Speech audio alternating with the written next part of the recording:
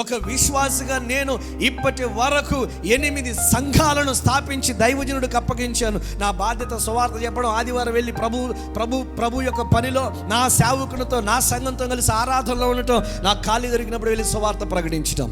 హల్లెలూయా.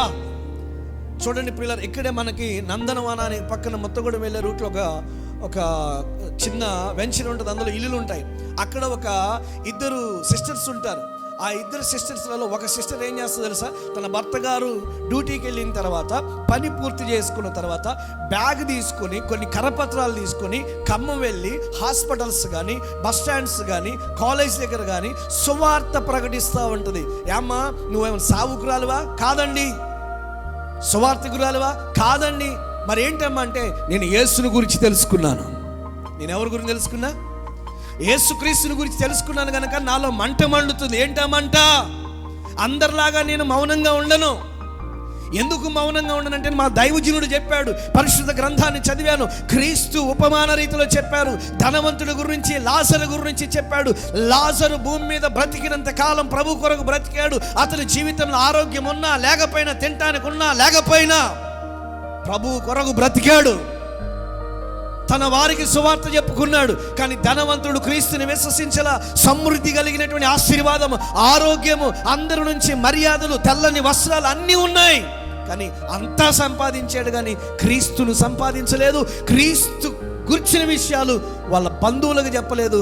ఆఖరికి తన రక్తం అంటే తన ఏ రక్తాన్ని అయితే, ఏ తల్లిదండ్రుల రక్తాన్ని అయితే పంచుకొని పుట్టాడో ఆ సహోదరులు కూడా సువార్త చెప్పలేదు. భూమి మీద ఉండగా పట్టి పట్టనట్టున్నాడు. చచ్చిన తర్వాత ప్రభు దగ్గర అడుగుతున్నాడు, అయ్యా, ఈ బాధ నేను భరించలేకపోతాను, నాకు 5 సహోదరులు ఉన్నారు,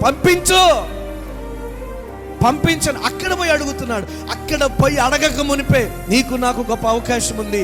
సో వార్త అంటే ఏదో మనం సేవకి వెళ్ళినట్టుగా అలా మనం భావించవద్దు. ఏ రకముగానైనా మనం సువార్త చెప్పడానికి అవకాశం ఉంది. హల్లెలూయా.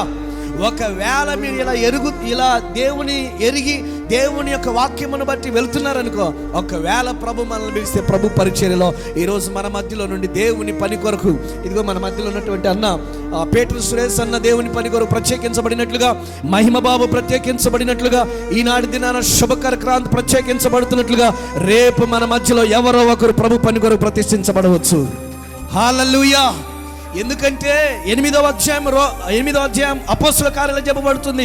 జ్ఞానముతోను ఆత్మతోను మంచి పేరు కలిగినటువంటి వారిని సంఘములో పరిచర్యకులుగా నిలబెడితే ఆ పనిని బాధ్యతగా చేశారు.